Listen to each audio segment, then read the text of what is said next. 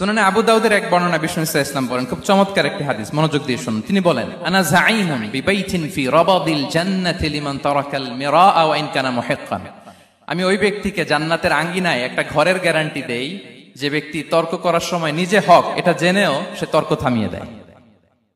অনেক সময় হয় না, অনেকে পায়ে পাড়া দিয়ে ঝগড়া করতে আসে, এরকম আছে না নাই? আপনি চুপচাপ দেখবেন একটা বাজে কমেন্টস করতেছে, আবার কমেন্টের নিচে কমেন্ট, আবার গালি, হ্যাঁ আছে না এরকম? বিষ্ণু বলেন, নিজে হক এটা জানার পরেও আর যাতে তর্ক না বাড়ে, যে তর্ক থামিয়ে দেয় জান্নাতের আঙ্গিনায়, তাকে আমি একটা ঘরের গ্যারান্টি দেই। ওয়াবিবাইতিন ফি ওয়াসাতিল জান্নাতি লিমান তারাকাল কাযিবা ওয়া ইন কানা মাযিহান।